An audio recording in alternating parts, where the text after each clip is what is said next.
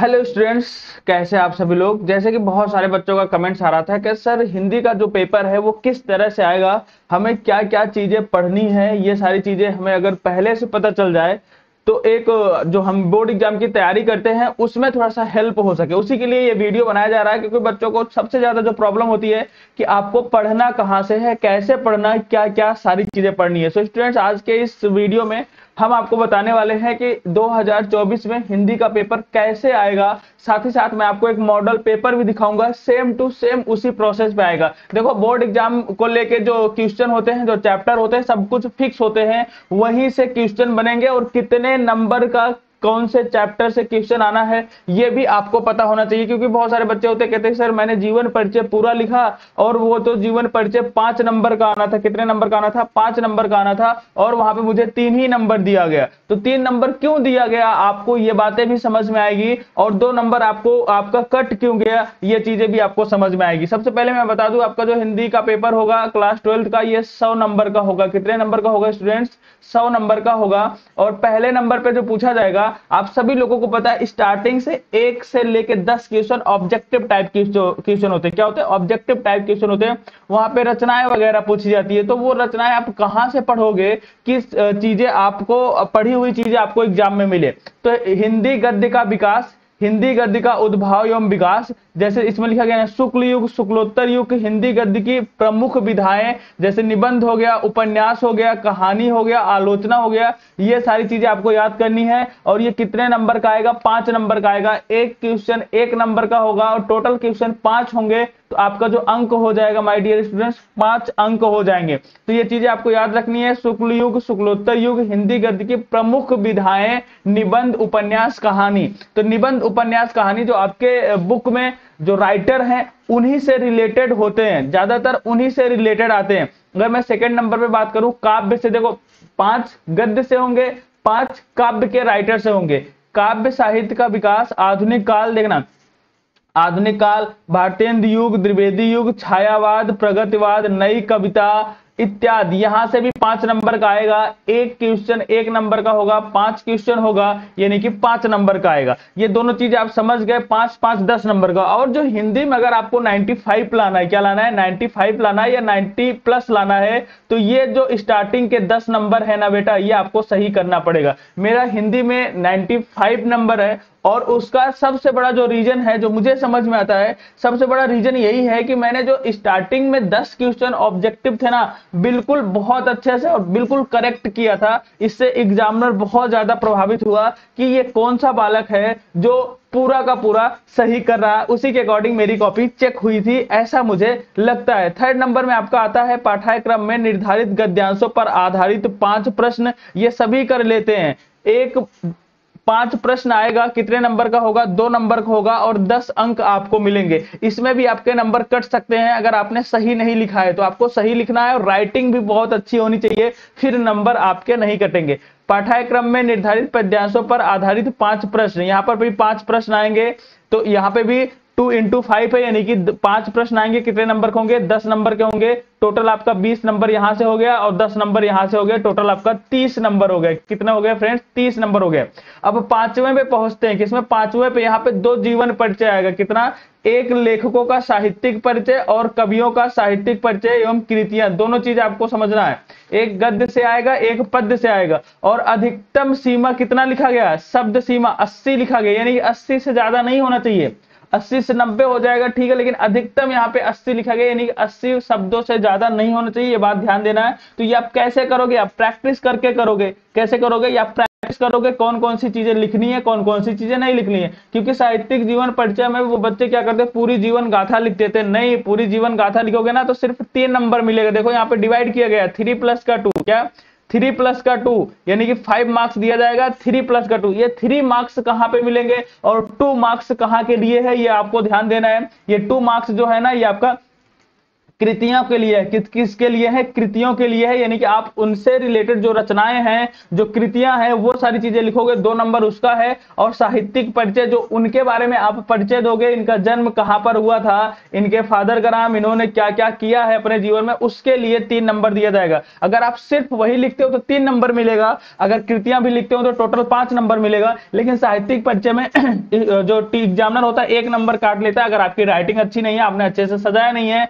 अगर कोई चीज गलत लिख दिया, जैसे हिंदी में कुछ आप लिख रहे हो और कोई सा शब्द गलत हो गया, तो 1 नंबर काट लेता है, इसलिए वहां पे मैक्सिमम बच्चों को 4 ही नंबर मिलता है। तो आपको 5 नंबर पूरा का पूरा इन दोनों चीजों में मिल जाएगा। 6 नंबर क्वेश्चन पे आते हैं स्टूडेंट्स, पाठ्यक्रम में निर्धारित कहानियों का सारांश एवं उद्देश्य पर आधारित प्रश्न होगा। इसमें भी अधिकतम सीमा कितनी होनी चाहिए शब्दों की? 80 होनी चाहिए, बिल्कुल 80 होनी चाहिए, और इसी 80 शब्द के अंदर ही होनी चाहिए, क्योंकि अगर आप प्रैक्टिस नहीं करोगे तो ये आप बढ़ता जाएगा और आप समझ नहीं पाओगे। इसलिए ध्यान रखना कितना होना चाहिए? 80 होना चाहिए। 7 नंबर पे है, पाठ्यक्रम में निर्धारित खंड काव्य की कथा वस्तु पात्रों से चरित्र चित्रण या चरित्र चित्रण आपको लिखना है। इसमें भी अधिकतम सीमा कितनी है? 80 है, यानी कि 5 इंटू ये 5 नंबर का होगा, एक ही क्वेश्चन होगा। तो ये आप जितना बेहतरीन लिखेंगे उतने अच्छे मार्क्स आपको मिलेंगे, क्योंकि ये जो खंड काव्य है ये सभी लोग लिखते हैं, लेकिन आपको बेहतरीन लिखना, उस 80 शब्दों में सारी चीजों को आपको बता देना। ये 50 नंबर आपका यहाँ पे कंप्लीट हो जाएगा। कितना स्टूडेंट्स? 50 नंबर कंप्लीट हो जाएगा। लेकिन याद रखना जो मोस्ट इंपॉर्टेंट है आपका स्टार्टिंग का 10 नंबर का, ये बहुत ज्यादा इंपॉर्टेंट है, ठीक है ना। अब आते हैं हम लोग खंड खा पे। खंड खा पे ये भी 50 अंक का होगा। कितने अंक का होगा माय डियर स्टूडेंट्स? 50 अंक का होगा। तो इसमें आपको देखना है क्या करना है, पाठ्यक्रम में निर्धारित संस्कृत गद्य का संदर्भ सहित हिंदी में अनुवाद करना है। 2 प्लस का 5, ये देखिएगा 2 प्लस का 5 यानी कि 7 अंक का होगा, 7 मार्क्स का होगा। तो ये 2 प्लस 5, ये आपको समझना पड़ेगा कि 2 नंबर कहां पे मिलेगा, 5 मार्क्स कहां पे मिलेगा, और उसी के अकॉर्डिंग आपको लिखना है, क्योंकि एग्जामिनर के मन में सेट है कि हमको 2 नंबर इतने पे देना है, इतने पे 5 मार्क्स देना है। तो अगर आप को पता ही नहीं, केवल ये आपको पता है कि 7 नंबर का है, 7 नंबर का, और आप ये सोच रहे हो कि मुझे 5 नंबर तो मिल ही जाएगा, तो नहीं मिलेगा बेटा। 5 नंबर कैसे मिलेगा जब आपको पता ही नहीं है 2 प्लस 5 क्या है। तो 2 नंबर क्या है संस्कृत का, जब इसमें आप संदर्भ लिखोगे, क्या लिखोगे? 2 नंबर आपका संदर्भ है, देख नहीं रहे, कह रहा संदर्भ सहित हिंदी में अनुवाद। तो ये जो 2 नंबर है ना, ये संदर्भ का है। संदर्भ आप बिल्कुल सही लिखो कि किस पाठ से लिया गया है, ये आप संदर्भ सही लिखते हो तो 2 नंबर आपको वहां पे मिल जाता है। और अनुवाद आप कितना भी अच्छा करो, अनुवाद आप कितना भी अच्छा करो, लेकिन 5 नंबर से ज्यादा नहीं मिलेगा। अगर आपका संदर्भ गलत है तो 2 नंबर आपका वहीं पे कट गया। तो ये बात आपको ध्यान देनी है, संदर्भ बहुत अच्छा लिखना है, और अनुवाद का 5 नंबर मिलेगा, जिसमें स्टूडेंट्स उम्मीद करता है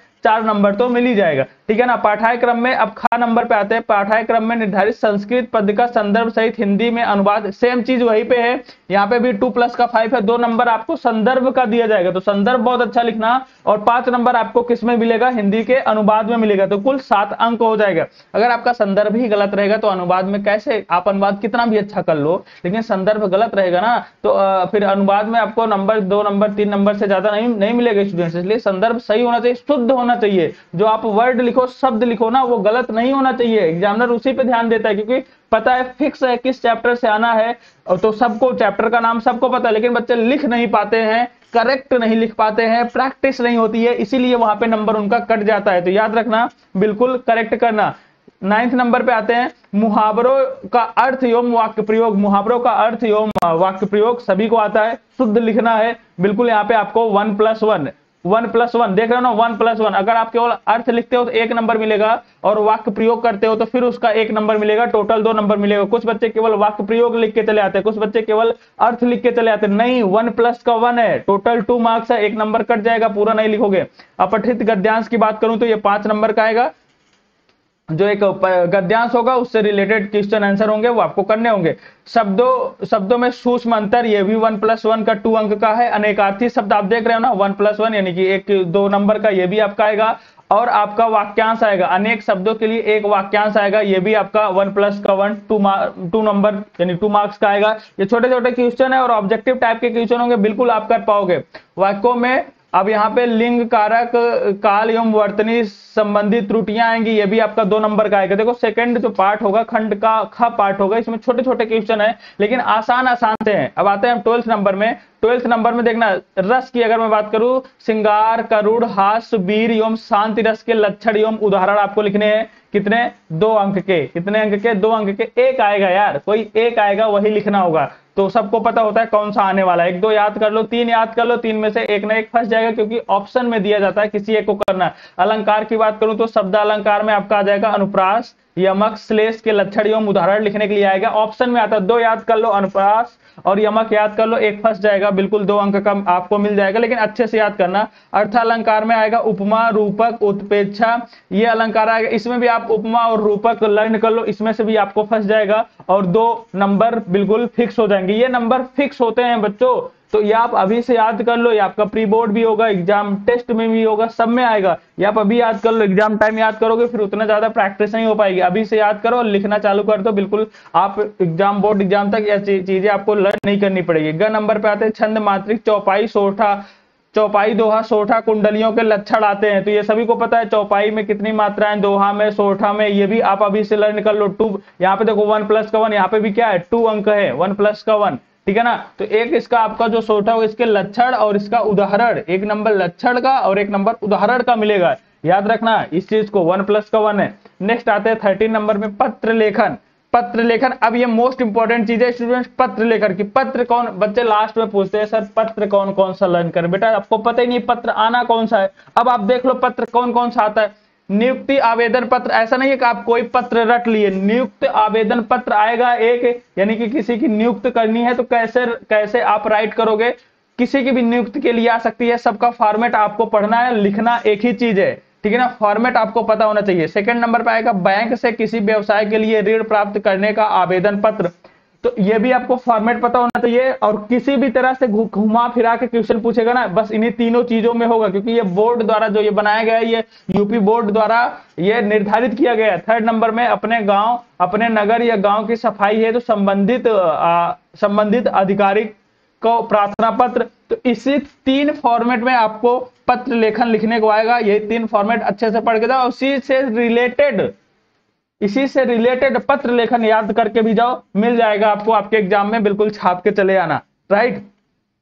14 नंबर पे है निबंध। निबंध क्या है? विज्ञान पर, वाणिज्य पर, शिक्षा पर, कृषि पर, सामाजिक पर एवं राजनीतिक चेतना पर आधारित जनसंख्या, स्वास्थ्य, शिक्षा व पर्यावरण से संबंधित। अब इसी चीजों पे ना आपको सोचना है कि किसी पे भी आ जाए, आपको सिर्फ सोचना है कि हमें लिखना कैसे, ठीक है ना। विज्ञान पे क्या लिखना है, वाणिज्य पे क्या लिखना है, किसी भी तरह से आ जाए। आप पता है टू द पॉइंट पढ़ के जाते हो, यानी कि जो क्वेश्चन बैंक में दे दिया गया विज्ञान का जीवन में महत्व, आप उसी पे पढ़ के चले जाते हो। लेकिन क्वेश्चन घुमा भी सकता है बेटा, तो घुमाएगा नहीं, बस कितना भी घुमाएगा आएगा इसी के अंदर। क्या आएगा? इसी के अंदर। ये सिलेबस है, बहुत अच्छा इंपॉर्टेंट है। आप सभी लोग इसको बिल्कुल टेलीग्राम चैनल ज्वाइन करके इसे आप ले सकते हो। अगर आप टेलीग्राम चैनल नहीं ज्वाइन कर पा रहे हो, बिल्कुल आप व्हाट्सअप करके ये आप PDF ले सकते हो। 700-788-5319, इस पर आप व्हाट्सअप करो। 5319 इस पे आप व्हाट्सअप करो, आपको ये सिलेबस पूरा दे दिया जाएगा और इसी के अकॉर्डिंग बेटा आपको पढ़ाई करनी है। ये सब के लिए है, चाहे हिंदी के लिए है, इंग्लिश के लिए है, सबके लिए मैं ऐसे वीडियो बनाऊंगा। अगर आपको अच्छा लग रहा है तो आप बिल्कुल कमेंट्स करके हमें बताना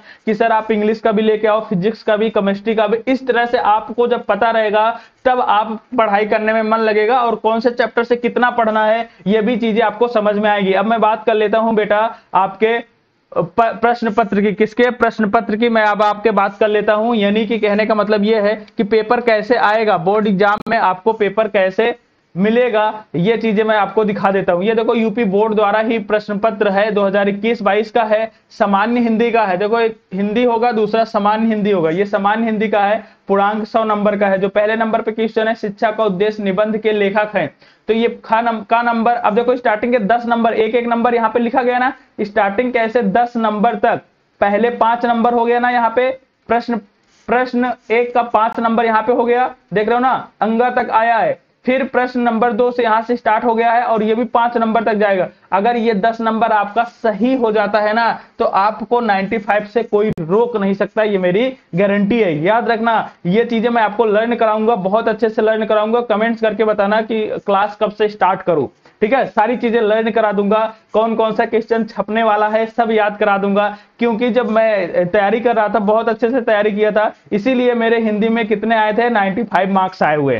ठीक है ना, कैसे आया है, कैसे मैंने लिखा, ये सारी चीजें मैं आपको बिल्कुल अच्छे से गाइड करूंगा डियर स्टूडेंट्स। बस आप वीडियो को ज्यादा से ज्यादा शेयर करना और कमेंट्स करके बताना कि वीडियो कैसा लगा है और हिंदी की क्लास में कब से स्टार्ट करूं। थर्ड नंबर पे आ जाते हैं। थर्ड नंबर पे मैंने बताया था गद्यांश पर आधारित प्रश्नों के उत्तर दीजिए 5x2। देखिए यहाँ पे लिखा गया 5x2 बेटा, इस बात को बहुत ध्यान से देखना। 5x2 10 मार्क्स का है और ये 10 मार्क्स बहुत इंपॉर्टेंट है आपके लिए। ठीक है ना, तो ये आपको करना है थर्ड नंबर पे। देखो इसमें भी ऑप्शन दिया है, थर्ड में भी ऑप्शन दिया, या तो आप पहला करो या तो आप दूसरा करो, तो कोई सा भी एक कर सकते हो। ठीक है, बड़ा आसान पेपर आता है। फिर फोर्थ नंबर पे है दिए गए पद्यांश पर आधारित निम्नलिखित प्रश्नों के उत्तर दीजिए 5x10, ये भी है 10 मार्क्स का है। यहाँ पे भी आपको ऑप्शन मिलेगा, या तो वो करो या तो देख लो अथवा करके आया। तो अगर आप 2-3 चैप्टर भी पढ़ लेते हो ना, वहीं से भी फंस जाएगा, ये बात आपको याद रखनी है। लेकिन जो पढ़ो फिर क्लियर हो, अच्छा हो, उस चैप्टर से आएगा, फिर छूटेगा नहीं। पांचवें नंबर पे है, देखो पांचवें नंबर पे है किसी एक लेखक का साहित्यिक परिचय देते हुए उनके प्रमुख रचनाओं का उल्लेख कीजिए। ये जो प्रमुख रचनाएं है ना बेटा, यही 2 नंबर का है। तो कम से कम आपको 4-5 रचनाएं तो छापनी ही पड़ेगी, तभी तो 2 नंबर देगा एग्जामिनर। 4-5 रचनाएं बढ़िया से छाप दो, शैली लिख दो और ये सारी चीजें लिख दो, तो 2 नंबर वहां पे मिल जाएगा। और साहित्यिक परिचय, आप जीवन परिचय तो लिख ही लोगे, कब जन्म हुआ था, क्या क्या किए थे इन्होंने, इनके बारे में पढ़ाई कितनी की, ये सारी चीजें कॉमन होती है, तो बिल्कुल आप लिख लोगे तो 5 नंबर आपको यहां से मिल जाएगा। ठीक है ना, अधिकतम सीमा यहाँ पे 80 लिखा है और यहाँ पे दिया भी गया 3 दिया, 3 में से 1 को करना होगा। और सेकंड नंबर पे भी साहित्यिक परिचय देते हुए उनके प्रमुख कृतियों पर प्रकाश डालिए, तो यहाँ पे भी 3 दिया गया, 1 लिखना होगा। सेम टू सेम प्रोसेस होगा, पहला सही कर पाओगे तो दूसरा भी सही कर पाओगे। अब यहाँ पे 6 नंबर होगा आपका, आपके जो है बहादुर अथवा पंचलाइट कहानी के उद्देश्य पर प्रकाश डाली। जो भी कहानी आपके यहाँ चलती है उस पर आपको प्रकाश डालना है, करना है। ठीक है ना, ध्रुव यात्रा कहानी की कथा वस्तु अपने शब्दों में लिखना। तो ये भी आप कहानी है, पढ़ लेना, पढ़ने के बाद लिख लेना। जो पॉइंट हाईलाइट करने वाला है उसको हाईलाइट जरूर करना है, क्योंकि एग्जामिनर हाईलाइट वाला पॉइंट पे ज्यादा ध्यान देता है।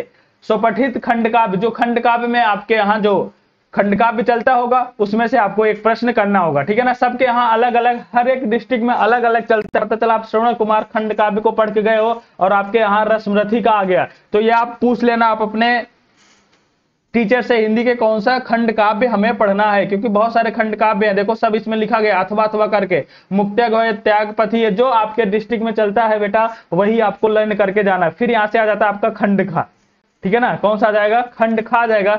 सेम टू सेम जैसे वहां पे करोगे खंड खा, वैसे यहाँ पे आपको करना है। अब देखो ये आ जाएगा संधि से रिलेटेड, तदावधि का संधि विच्छेद है, तो ये आपको करना है, ऑब्जेक्टिव होगा। क्या होगा, ऑब्जेक्टिव होगा। संधि वंधि यार पढ़ा दूंगा ना, बिल्कुल मजा आ जाएगा आपको, और एग्जाम में गलत भी नहीं होगा। एग्जाम में क्या होगा, गलत भी नहीं होगा, ये बात आपको ध्यान रखनी है। ठीक है ना, तो जितने भी क्वेश्चन है बेटा यहाँ पे ऑब्जेक्टिव टाइप, वो सारे मैं आपको कराऊंगा और कभी भी गलत नहीं होगा आपके एग्जाम में। तो सबसे पहले आप लोगों को कमेंट्स करके बताना है कि ये जो वीडियो था आपको कैसा लगा, समझ में आया कि नहीं। इस तरह की जानकारी अभी तक आपके पास थी कि नहीं, और आप जल्दी से हमें कमेंट्स करके बताओ सभी लोग कि नेक्स्ट जो वीडियो होगा मैं कौन से सब्जेक्ट पे लेके आऊं, और क्लासें मैं आपकी कब से स्टार्ट करूं। इंग्लिश की क्लासें चल रही हैं, हिंदी की भी मैं बहुत जल्दी स्टार्ट करने वाला हूं।